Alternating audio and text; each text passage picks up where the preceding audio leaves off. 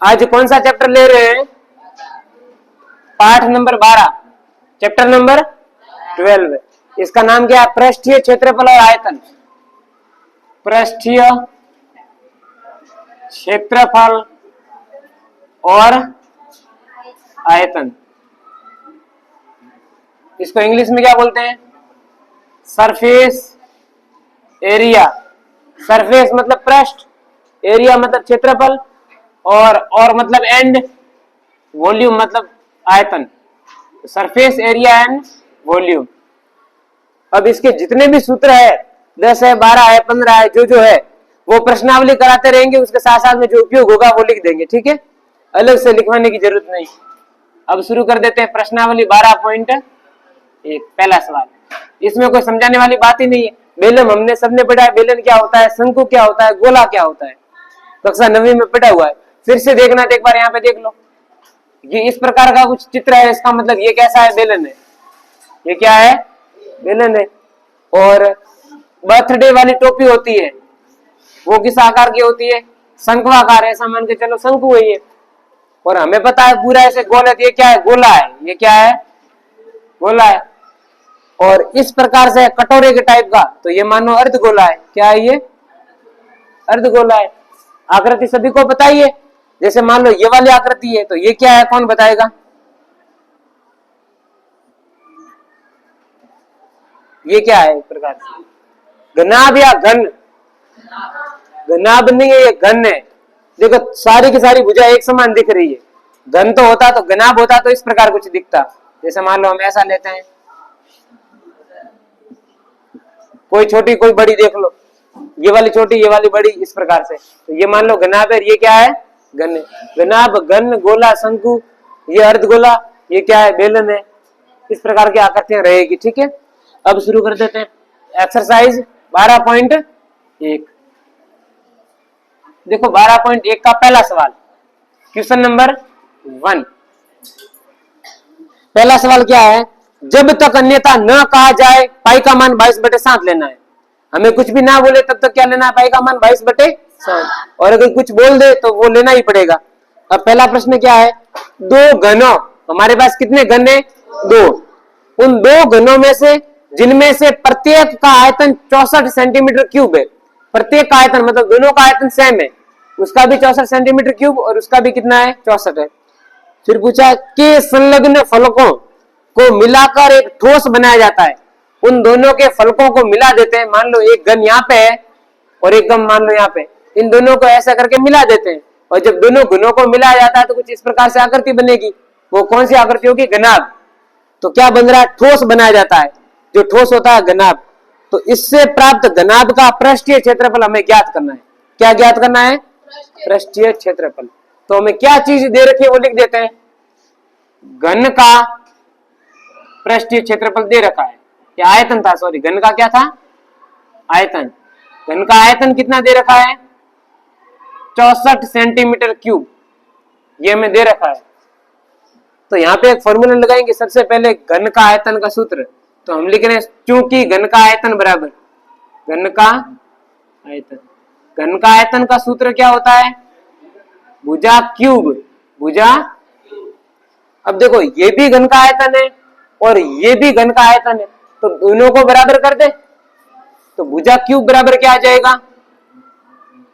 64 centimetre cube, ठीक है? हमें यहां से निकालनी है भुजा। तो आपको पता है यहाँ पे घात 3 है, ये 3 घात यहां से यहाँ पे भेजेंगे तो क्यूब रूट बनता है। क्या बनता है? Cube root. यानी कि भुजा यहां से क्या आ जाएगी? यहाँ पे लगा दो रूट, यहाँ पे कर दो 3, यहाँ पे हो जाएगा 64 सेंटीमीटर क्यूब। यहाँ पे वापस भुजा। इसका मतलब ऐसी संख्या जिसको 3 बार गुणा करते हैं तो 64 आता है। तो वो संख्या क्या हो सकती है? 4। 4 इंटू 4 इंटू 4 क्या होगा? 64।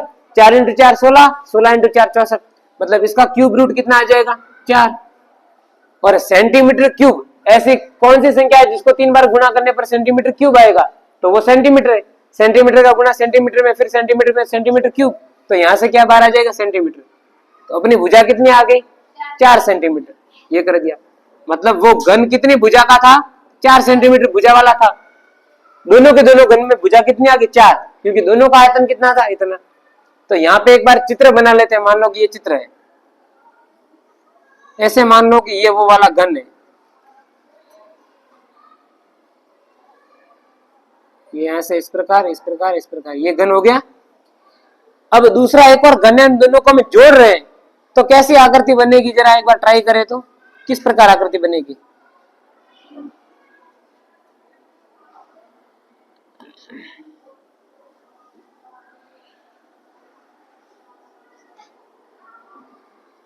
ऐसी कुछ आकृति बनेगी कि नहीं बनेगी, सोचो। अब आप देखने की ट्राई करो, यहाँ पे क्या हो रहा है, एक ये घन अलग दिख रहा है, ये घन अलग। ऐसा समझो कि एक बक्सा है, ऐसा समझो कि क्या है, या फिर मान लो कि चौक का भरा हुआ ऐसा बॉक्स है ऐसे, या फिर खाली बॉक्स भरा हुआ बॉक्स, कुछ भी मान लो। दोनों बक्से को हम जोड़ रहे हैं, देखो ऐसा और ऐसा बन रहा है। तो ये एक घन है, ये घन है, दोनों घन को जोड़ दिया तो क्या बन गया, घनाभ। क्या बना, ऐसा क्यों बन रहा है, देखो क्योंकि ये जो घन था इसमें यहां से यहां तक की लंबाई कितनी थी, 4 सेंटीमीटर, कितनी थी, और यहां से यहां तक ये भी 4 थी, ये भी कितनी थी, और यहां से यहां तक ये ऊंचाई भी कितनी थी, और लंबाई ऊंचाई चौड़ाई तीनों की तीनों समान होती है, तो वो क्या कहलाता है, घन। क्या कहलाता है। अब हम दोनों घनों को जोड़ रहे हैं ना, तो लंबाई बढ़ जाएगी, देखो लंबाई 4 सेंटीमीटर ये, और 4 ये एक और आ जाएगी, जबकि ऊंचाई और वो तो सेम ही है। चौड़ाई तो देखो इसमें भी देखो 4 है, ये भी 4 है, 4 4 4 सब सेम है, ऊंचाई भी सेम है, 4 4 4 4 4। लेकिन क्या बढ़ गई, लंबाई, लंबाई कितनी हो गई, 8। तो अब हम इस घनाभ में क्या बोलेंगे, यहाँ पे लिख देंगे कि घनाभ, ये क्या है, घनाभ है। और घनाभ की यहाँ पे लिखेंगे लंबाई, क्या लिखेंगे, लंबाई कितनी है, 8 सेंटीमीटर। फिर लिखेंगे चौड़ाई, चौड़ाई कितनी है, 4 सेंटीमीटर, और ऊंचाई कितनी है, 4 सेंटीमीटर। ओके। अगर हम एक घन के ऊपर दूसरा घन रखते तो ऊंचाई परिवर्तित होती, क्या परिवर्तित होती, ऊंचाई 4 से 8 हो जाती। लेकिन हम तो एक के पास दूसरा घन रख रहे हैं, इसीलिए लंबाई परिवर्तित हुई, 8 हो गई। ये 3 भुजा अपने पास आ गई, और घनाभ का पृष्ठीय क्षेत्रफल निकालना है, उसका सूत्र हमें पता है क्या होता है, मान पुट करने आंसर करना है, बस खत्म। इसमें मेन भाग क्या था, एक भाग ये था कि लंबाई कैसे सेट करनी, ये वाली, ये 4 और 4 ये 8 कैसे हुआ, ये सबसे ज्यादा इंपॉर्टेंट वाली लाइन है ये। तो यहाँ पे क्या लिख देते हैं, घनाभ का पृष्ठीय क्षेत्रफल, जो हमें पूछा है, घनाभ का पृष्ठीय क्षेत्रफल। अच्छा, घनाभ का पृष्ठीय क्षेत्रफल का सूत्र क्या होता है, क्या होता है, 2 लंबाई इंटू चौड़ाई, 2 लंबाई चौड़ाई प्लस 2 चौड़ाई ऊंचाई प्लस 2 ऊंचाई लंबाई, यही होता है। ये क्या होता है, घनाभ का पृष्ठीय क्षेत्रफल। यहाँ पे अपने पास ए भी, एल भी है, बी भी है और एच भी है, तीनों के तीनों मान दे रखे हैं। इस लंबाई को क्या बोल सकते हैं, एल, इस चौड़ाई को बी, इस ऊंचाई को एच, हाइट ब्रेथ लेंथ, ठीक है। तो यहाँ पे मान पुट कर दो, 2 का 2, एक काम करें 2 सब में से कॉमन ले ले, L B plus B H plus H L, 2 का 2, एल का मान कितना है देखो 8 इंटू बी का मान 4। अब मैं यहाँ पे पीछे सेंटीमीटर नहीं लिख रहा हूँ, लास्ट में लिख दूंगा, ठीक है। प्लस का प्लस, बी का मान कितना है 4, एच का मान 4, एच का मान 4, एल का मान 8। अब 4 इंटू 8, 8 चौके 32, 4 इंटू 4 16, 4 इंटू 8 32। ये कितना हो गया, 1 2 3 4 5 16 5 80, कितने हो गए। ऐसे देखो ये इसमें 16 2 बार छुपे हुए, इसमें 16 2 बार, एक बार ये, तो 2 और 2 4 5 बार 16, 16 5 बार कितना हो गया, 16 पंजे 80। नहीं तो ऐसे देख लो, 2 और 6 8, 8 और 2 10, 10 का 0 हासिल 1, 1 और 3 4, 1 और 5 और 3 8, यानी कि 80। और यहाँ पे सेंटीमीटर था, देखो 8 सेंटीमीटर था, 4 भी सेंटीमीटर, तो सेंटीमीटर सेंटीमीटर सेंटीमीटर स्क्वायर हो गया, तो यहाँ पे पीछे क्या आ गया, सेंटीमीटर स्क्वायर। 80 में 2 का गुणा किया तो 160 सेंटीमीटर स्क्वायर। तो 4 भुजा वाला घन एक, उन 2 घनों को हम अगर जोड़ दे तो एक घनाभ बनता है, और उस घनाभ का पृष्ठीय क्षेत्रफल क्या आ जाएगा, 160 सेंटीमीटर स्क्वायर। क्वेश्चन नंबर पहला पूरा यहां से लेके यहां तक, ये काम लिखना है आपको, चित्र भी बनाना है, फिर ये भी लिखना है सिस्टमेटिक तरीके से। अब कर दो क्वेश्चन नंबर 2, प्रश्न नंबर 2 देखो क्या है। दूसरा प्रश्न है, कोई बर्तन एक खोखले अर्धगोले के आकार का है। कोई बर्तन है अपने पास जो किस आकार का है? खोखले अर्धगोले के आकार का। खोखले का मतलब क्या होता है कि अंदर कुछ भी नहीं है, खाली मान लो ऐसा, ठीक है। तो बना देते हैं अर्धगोला। ये मान लो ऐसा बर्तन है कोई, ठीक है। अब क्या बोला है देखो, जिसके ऊपर एक खोखला बेलन अध्यारोपित है। इस अर्धगोले के ऊपर क्या अध्यारोपित है? एक बेलन। तो बेलन को भी रख देते हैं ऊपर।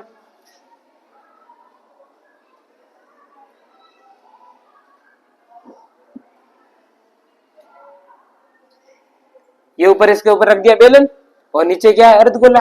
फिर क्या देखो, अर्धगोले का व्यास 14 सेंटीमीटर है। व्यास का मतलब क्या होता है? यहां से यहां तक, त्रिज्या का डबल। ये पूरी भुजा की लंबाई कितनी है? 14 सेंटीमीटर। अब व्यास 14 है तो इसका मतलब त्रिज्या कितनी है? इसकी आधी, 7। तो हम यहाँ पे एक लाइन क्या लिख सकते हैं? क्योंकि अर्धगोले का व्यास कितना है? 14 सेंटीमीटर। अतः त्रिज्या को क्या लिखेंगे? बराबर व्यास बटे 2 होती है, मतलब 14 बटे 2, तो कितना हो गया? 7 सेंटीमीटर। अब ध्यान दो, यहां से लेके यहां तक ये कितना हो गया? 7 सेंटीमीटर। तो यहां से लेके यहां तक ये भी कितना होगा? 7 सेंटीमीटर, क्योंकि ये भी तो क्या है? इस गोले की त्रिज्या है, तो ये भी कितना हो गया? 7 सेंटीमीटर, ठीक है। आगे देखो, और एक बात हमेशा याद रखना कि जो गोले की यहां से यहां तक त्रिज्या होती है ना, अर्धगोले की, जो अर्धगोले की मान लो त्रिज्या है, वही अर्धगोले की ऊंचाई होगी, ठीक है। जो अर्धगोले की त्रिज्या, वही अर्धगोले की क्या होती है? ऊंचाई। गोले की नहीं, गोले की ऊंचाई फिर डबल हो जाएगी, फिर गोले की ऊंचाई व्यास के बराबर माननी पड़ेगी। आप इतना मान के चलो कि अर्धगोले की त्रिज्या इज इक्वल टू अर्धगोले की ऊंचाई। आगे देखो फिर, तो पूछा इस बर्तन या पात्र की कुल ऊंचाई है वो 13 सेंटीमीटर है। पूरी ऊंचाई कितनी है? 13, यानी कि यहां से यहां तक ये पात्र कितना ऊंचा है? 13 है। तो हमें क्या करना है? इस बर्तन का आंतरिक पृष्ठीय क्षेत्रफल निकालना है। इस बर्तन का आंतरिक पृष्ठीय क्षेत्रफल। अब ध्यान दो, टोटल ऊंचाई कितनी है? 13, और यहां से यहां तक की ऊंचाई कितनी है? 7। तो यहां से यहां तक की ऊंचाई कितनी बची? पूरी 13 है, 13 में से ये वाली 7 गई, तो ये वाली कितनी बची? 6। यानी कि बेलन की ऊंचाई कितनी है यहाँ पे? 6। केवल और केवल बेलन की ऊंचाई कितनी है? 6। तो यहाँ पे एक लाइन लिख सकते हैं, बेलन की ऊंचाई, बेलन की बराबर क्या है? बेलन की ऊंचाई कुल पात्र की ऊंचाई, कुल पात्र की माइनस में क्या हो जाएगा? अर्धगोले की ऊंचाई, माइनस में अर्धगोले की ऊंचाई। और ये कितनी थी?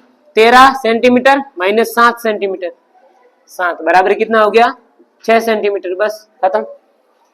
अब हमें इस क्या करना है? इस आकृति का, इस पूरे बर्तन का आंतरिक पृष्ठीय क्षेत्रफल ज्ञात करना है। तो हम लिख देते हैं बर्तन का आंतरिक पृष्ठीय क्षेत्रफल, आंतरिक पृष्ठीय क्षेत्रफल वो किसके बराबर आ जाएगा? देखो हमारे पास दो चीजें, एक तो बेलन है, एक है अर्धगोला।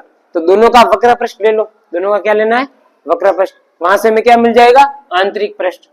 तो ये वाला बेलन का वक्र पृष्ठ ले लेते हैं, एक ले लेते हैं अर्धगोले का। बेलन का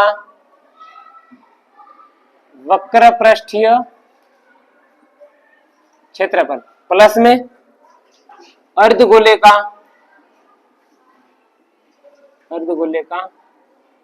वक्र पृष्ठीय क्षेत्रफल। अब चलो फॉर्मूला लिखते हैं। बेलन का वक्र पृष्ठीय क्षेत्रफल का सूत्र होता है 2 पाई RH। क्या होता है? 2 पाई RH। और अर्धगोले का वक्र पृष्ठ क्या होता है? देखो गोले का पृष्ठीय क्षेत्रफल, अब एक बात ध्यान दो, गोले का क्या होता है? 4 पाई R स्क्वायर। क्या होता है? तो इसका आधा ही तो अर्धगोला है, इसका मतलब इसका आधा कर दो। आधा किया तो कितना आया? 2 पाई R स्क्वायर। तो अर्धगोले का कितना आ जाएगा? 2 पाई R स्क्वायर। तो यहाँ पे जोड़ दो 2 पाई R स्क्वायर, खत्म। अब कैलकुलेशन सरल हो तो एक काम कर सकते हैं, यहाँ भी 2 है, यहाँ भी 2 है, यहाँ भी पाई है, यहाँ भी पाई है, यहाँ भी R है, यहाँ भी R है, तो 2 पाई R कॉमन ले लेते हैं। ये आ गया 2 पाई R तो यहां से बचा h और यहां से बचा r। क्या बचा? 2 का मान 2 रखना है, और उसने बोला था कि जब तक पाई का मान न दे तब तक क्या रखना है? 22/, तो यहाँ पे नहीं दे रखा है तो 22/7। और यहाँ पे r, बेलन की r हमने ये निकाल दी। अच्छा, बेलन की r नहीं निकाली, देखो बेलन की r हमें पता ही नहीं, लेकिन ध्यान से देखो, जो r इस अर्धगोले की है वही तो बेलन की है, क्योंकि बेलन अर्धगोले पर ही तो खड़ा है, तो दोनों की r सेम। ये 7 है तो बेलन की भी कितनी आ जाएगी? 7। तो यहाँ पे लिख भी सकते हो कि बेलन की ऊंचाई, सॉरी बेलन की त्रिज्या बराबर अर्धगोले की त्रिज्या। तो अर्धगोले की भी त्रिज्या कितनी है? 7 है, तो बेलन की भी कितनी आ जाएगी? 7। तो यहाँ पे कितना आ जाएगा? 7।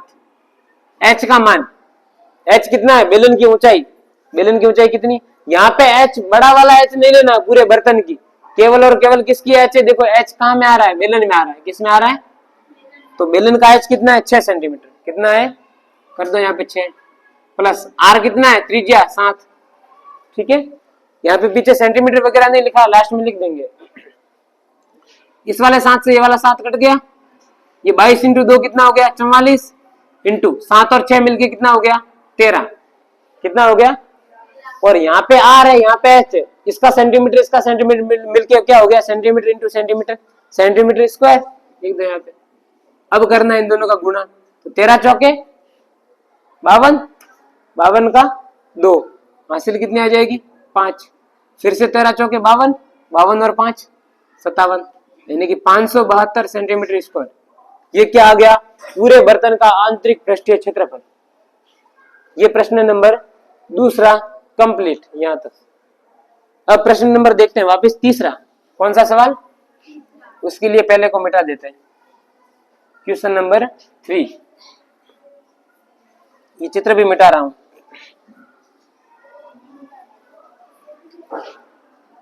क्वेश्चन 3, तीसरा सवाल क्या है? देखो, एक खिलौना है, एक क्या है? खिलौना। उस खिलौने की त्रिज्या है 3.5 सेंटीमीटर। एक खिलौना त्रिज्या 3.5 सेंटीमीटर वाले एक शंकु के आकार का है। खिलौना किस आकार का है? शंकु आकार, या शंकु के आकार का, सीधा बोले तो शंकु आकार, जिसकी त्रिज्या कितनी है? 3.5। तो पहले खिलौना बना देते हैं। मान के चलो कि ऐसा कुछ खिलौना है, ऐसा कुछ क्या है? खिलौना है, जिसकी त्रिज्या कितनी है? यहां से यहां तक 3.5 सेंटीमीटर। ओके, फिर क्या बोला है? जो उसी त्रिज्या वाले एक अर्धगोले पर अध्यारोपित है। ये किसके ऊपर अध्यारोपित है? अर्धगोले के ऊपर। तो यहाँ पे मतलब नीचे क्या बनाना? अर्धगोला, और उसी त्रिज्या वाला, मतलब जस्ट ऐसे नीचे बना दो। पहले प्रश्न में क्या था? ऊपर बेलन था, इस बार ऊपर क्या है? शंकु है। अब क्या बोला है? अर्धगोले का व्यास कितना है? सॉरी एक मिनट, इस संपूर्ण खिलौने की संपूर्ण ऊंचाई दे रखी है 15.5। संपूर्ण ऊंचाई मतलब यहां से लेके यहां तक 15.5 सेंटीमीटर यहां तक। फिर क्या पूछा है? इस खिलौने का संपूर्ण पृष्ठीय क्षेत्रफल निकालना है। बस हमें क्या निकालना है? खिलौने का संपूर्ण पृष्ठीय क्षेत्रफल। तो यहां पे हम लिख देंगे खिलौने का संपूर्ण पृष्ठीय क्षेत्रफल। संपूर्ण मतलब गिन के चलोगे, इसका भी लेना है, इसका भी लेना है, बस खत्म बात। अब एक चीज ध्यान दो, मैंने पहले वाले प्रश्न में बताया था, इस वाले में बता रहा हूं कि जो अर्धगोला होता है, अर्धगोले की जितनी त्रिज्या उतनी की उतनी ऊंचाई। तो यहां से लेके यहां तक कितना ऊंचा है? ये 3.5। देखो चित्र को थोड़ा बड़ा बनाना चाहिए था, क्योंकि ये पूरा 15.5 है, ये मान के चलो 3.5 है, तो ये 12 है, मतलब शंकु थोड़ा ज्यादा बड़ा है, ये गोला थोड़ा छोटा है। ठीक है, तो यहां से यहां तक ये पूरा कितना आ जाएगा? यहां से लेके यहां तक ये भी 3.5।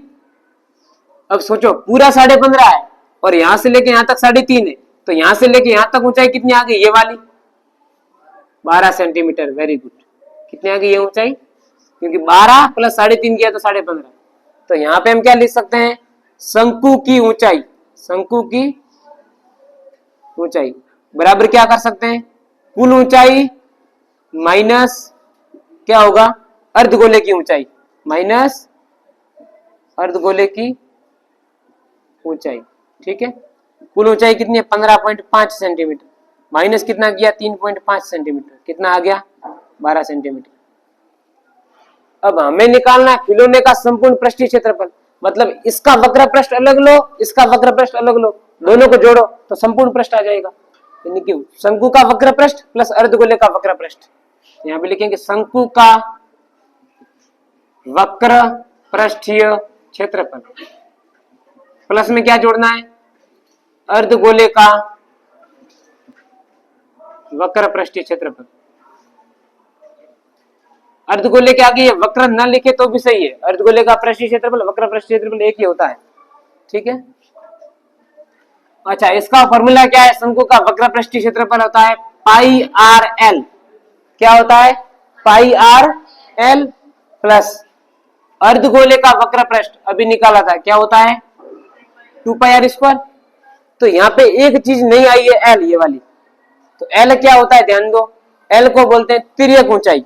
एल क्या होता है, तिर्यक ऊंचाई, जिसे बोलते हैं एल। और ये केवल और केवल किस में होती है, शंकु में होती है, क्योंकि शंकु देखो थोड़ा सा ऐसा है, टेढ़ा ऐसा। तो ये वाली ऊंचाई होती है यहां से लेके यहां तक, इसको बोलते हैं तिर्यक ऊंचाई। और ये ऊंचाई कैसे आती है वो ध्यान दो। यहाँ पे आप अगर मैं इसको नामकरण दूं, ये वाला ए, ये वाला बी, तो ये वाला सी। अब ए बी सी आपको त्रिभुज दिख रहा है, उसमें यहाँ पे ये 90 डिग्री कोण दिख रहा है, इसका मतलब ए बी सी समकोण त्रिभुज है। कैसा त्रिभुज है, तो यहाँ पे पाइथागोरस प्रमेय लग सकती है। क्या लगेगी, पाइथागोरस प्रमेय, क्योंकि पाइथागोरस प्रमेय केवल और केवल किसमें लगती है, समकोण त्रिभुज में। और ये समकोण त्रिभुज है। और ये वाली यहाँ से लेके यहाँ तक आधार कितना दे रखा है, 3.5, और ये ऊंचाई कितनी दे रखी है, देखो 12। तो हमें पता है ये क्या है, कर्ण, समकोण के सामने वाली भुजा। तो क्या होता है कर्ण का स्क्वायर, और कर्ण ये क्या है, एल, त्रिक ऊंचाई। तो मैं इसको क्या बोल सकता हूँ अलग से, एल स्क्वायर। क्या बोल सकता हूँ, यहाँ ले लो एल स्क्वायर। तो एल स्क्वायर बराबर क्या होगा, ये क्या, आधार का स्क्वायर। किसका स्क्वायर, मतलब कि बी स्क्वायर, बेस आधार। और ये क्या है, ऊंचाई, ऊंचाई मतलब एच स्क्वायर। तो एल स्क्वायर बराबर क्या होता है, B square plus H square. लेकिन हमें तो केवल एल चाहिए, तो यहां से स्क्वायर हटा दो, सामने लगा दो रूट। तो एल क्या होगा, B square plus H square. ये किसका मान है, एल का मान। अब एल का मान निकालना भी तो है, तो निकाल देते हैं। चलो यहाँ पे क्या हो जाएगा, रूट बी, बी कितना अपने पास 3.5, तो यहाँ पे लिख दो 3.5 का वर्ग प्लस एच, एच कितना है 12, तो लिख दो 12 का वर्ग। आगे देखो 3.5 का स्क्वायर, 3.5 का स्क्वायर कितना होगा, तो यहाँ पे अलग से निकाल देते हैं। देखो 3.5 और 3.5, 5 का गुणा 5 में 25 का 5 हासिल 2, 5 तिया 15 और 2 17, 5 तिया 15 का 5 हासिल 1, 3 तिया 9 और 1 10, 5 7 5 12 का 2 हासिल 1 2 1, 1225। लेकिन एक संख्या छोड़ के यहाँ पे पॉइंट है, एक संख्या छोड़ के यहाँ पे पॉइंट है, 1 और 1 2, तो यहाँ से 1 और 1 2 संख्या छोड़ दो, यहाँ पे पॉइंट 12.25, यहाँ पे कर देते हैं 12 पॉइंट प्लस ये कितना है, 12 का स्क्वायर। 12 का स्क्वायर कितना होता है, कक्षा 8 में 20-25 तक स्क्वायर सीखे हमने। 12 का स्क्वायर होता है 144। अब इनको जोड़ो, 2 और 4 6, 1 और 4 5, और ये 1 का 1, 156, पॉइंट का पॉइंट, 25 का 25। अब हमें 156.25 का रूट निकालना है। तो हमने कक्षा 8वीं में 8.4 एक्सरसाइज में भाग विधि से रूट निकालने सीखे थे, तो वो वापस अप्लाई करते हैं। यहाँ पे देखो इस प्रकार से सीखे थे ना, यहाँ पे किया 156.25। एक बार के लिए ऐसा समझो कि पॉइंट है ही नहीं, सीधा 1 5 6 2 5 ऐसा है। तो हम क्या करते थे, पीछे से 2 जोड़ा बनाते थे, फिर 2 जोड़ा, फिर 1 जोड़ा, ऐसा करते थे। फिर हम करते थे 1 इंटू 1 बराबर 1, यहाँ पे 1 किया, यहाँ पे 1 किया, 1 का गुणा 1 में एक बार, ये आगे 1 ऊपर लिख दिया 1। अब इन दोनों को तो जोड़ते थे और अंदर वाले को घटाते थे, तो 1 में से 1 गया, ये तो बन गया 0। अब ऊपर वाले जोड़े को उतार दिया 56 को, बस खत्म। अब 1 और 1 को कितने हुए जोड़े, तो 2। अब क्या करते थे, यहाँ पे वो संख्या लिखते थे, कोई भी 1 लिखे तो नीचे भी 1, यहाँ पे हम जितनी संख्या यहाँ पे लिखते थे उतनी की उतनी यहाँ पे। मान लो यहाँ पे 1 लिखा तो यहाँ भी 1, तो ये बनेगा 21 और 1, 21 1 हम 21, जो 56 से छोटा है। तो यहाँ पे फिर हम क्या करते थे, 2 करते थे, 2 और 2, तो 22 दूनी 44, 44 भी देखो छोटा है। अगर मैं यहाँ पे 3 और 3 करूँ तो 23 या 69, 69 देखो इससे बड़ा है। तो हमें कहाँ तक लेके जाना है, 2 तक। तो यहाँ पे भी लिखो 2, और ये कितना आ जाएगा, देखो 2 दूनी 4, सॉरी इसको तो जोड़ना है, 22 और 2 24, इसको गुणा करना है, 22 दूनी 44 यहाँ लिखना है, ये हो गया माइनस, इसको करना है प्लस। अब घटाओ, 6 में से 4 गया, पीछे बचा 2, 5 में से 4 गया, पीछे बचा 1। अब 24 का भाग 12 में नहीं जाएगा, और हालांकि यहाँ पे एक और संख्या आएगी, एक और यहाँ पे आएगी, तो फिर तो यहाँ अगर एक एक कर दे 241 का भाग इसमें नहीं जाएगा, तो यहाँ पे ऊपर वाला जोड़ा एक और उतार दो 25। और ध्यान दो यहाँ पे पॉइंट था, यहाँ पे क्या था पॉइंट, तो यहाँ पे भी क्या आएगा पॉइंट। एक बार मैं पॉइंट को हटा देता हूँ, सीधे देख लो। तो यहाँ पे सोचो किस संख्या का यहाँ पे उस संख्या में गुणा करो ताकि 5 आए। हमें पता है 5 केवल और केवल 5 और 5 के गुणा के आ सकता है। यहाँ पे अगर मैं 5 लूंगा, यहाँ पे 5 लूंगा तो 5 पंजे 25, तो एक बार 5 ले लेते हैं। 5 पंजे 25 का 5 हासिल 2, 5 चौके 20 और 2 22 का 2 हासिल 2, 5 दूनी 10 और 2 12, देखो पूरा आ रहा है। तो यहाँ पे भी क्या आएगा पॉइंट 5, यह आ जाएगा 12.25। इसको वापस जोड़ना है तो यह आ जाएगा 25 यहाँ पे पॉइंट पॉइंट में करके। ये भले जोड़ो मत जोड़ो, ये माइनस में कर दो 0 आ जाएगा। तो यहाँ तक 0 आ गया, मतलब अपना आंसर क्या है 12.5। 12 पॉइंट तो 156.25, इसका रूट कितना निकल के आया 12.5। अब ये अपने काम का है नहीं, रफ कार्य, तो इसको हम मिटा देते हैं। और यहाँ पे क्या लिख सकते हैं 12.5 सेंटीमीटर, बस अब मूल्य में मान रखो। पाई का मान 22/7, आर का मान शंकु की त्रिज्या, शंकु की त्रिज्या कितनी है 3.5, कितनी है इंटू एल, एल अभी निकाला कितना है 12 प्लस। एक काम करें तो पहले यहां से पाई कॉमन ले लें, पाई और आर, क्योंकि इसकी भी आर सेम है और इसकी भी आर सेम है, तो यहां से अगर मैं पाई आर कॉमन लूं तो यहां से बचेगा एल प्लस 2, ये पाई बार एक आर बचेगा, तो यह आ गया पाई, ये आर का मान। बस यहाँ पे क्या कर लेते हैं एल, एल कितना है 12.5 प्लस 2 इंटू आर कितना है 3.5। बस अगर 3.5 से 7 को काटे कितनी बार कटेगा 2 बार, 2 से 22 को काटे कितनी बार कटेगा 11 बार, कर दो 11, ये आ गया 12.5, और 2 का गुणा किया 3.5 का डबल कितना होता है 7, 11। अब यहाँ पे करें तो 12.5 में 7 को जोड़ा तो 19.5, 12.5 और 7 19.5। अब 19.5 में 11 का गुणा, ऐसा मान के चलो कि पॉइंट नहीं है, सीधे करो 11 पंजे 55 का 5 हासिल 5, 11 9 99, 99 और 5 जोड़ा तो 104, 104 का 4 हासिल 10, 11 एकम 11 और 10 हासिल जोड़ी तो 21, 11 और 10 21, कितना आया 2145। लेकिन एक संख्या छोड़ के पॉइंट है तो यहाँ भी एक संख्या छोड़ के पॉइंट, यानी कि 214.5, और सब कुछ किस में चल रहा है सेंटीमीटर में, किस में चल रहा है, और ये आर है ये एल है, यहाँ पे सेंटीमीटर यहाँ पे सेंटीमीटर, और ये आर स्क्वायर मतलब सेंटीमीटर स्क्वायर, तो यहाँ पे क्या आ जाएगी सेंटीमीटर स्क्वायर। तो इस पूरे खिलौने का संपूर्ण पृष्ठीय क्षेत्रफल कितना आ गया 214.5 centimetre square. Question number 3 complete, पहला प्रश्न कंप्लीट, दूसरा पूरा, तीसरा भी पूरा, ठीक है।